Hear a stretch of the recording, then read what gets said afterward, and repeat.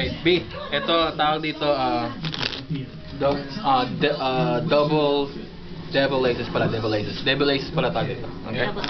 Devil aces. Okay? Devil? Yeah, ibig sabihin yung devil aces, yung dalawang aces, yun ang susundo sa card mo. Okay? Okay, pick a card. Okay, pakita mo sa kanila. Okay. Ngayon, put that on top. Ang daming card mo, ha? Pakikat, isang cut lang. Handa ko na. Cut natin na. Okay? Ngayon, lalabas na dyan dalawang aces. Yung devil aces. There you go. Ito yung devil aces. Lagyan natin yung top. Ngayon, pakikita natin muna yung top.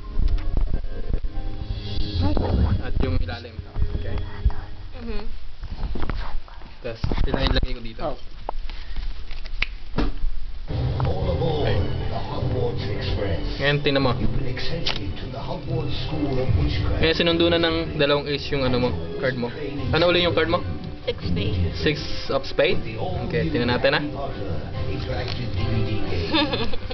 Pwede na rin na. Peace out!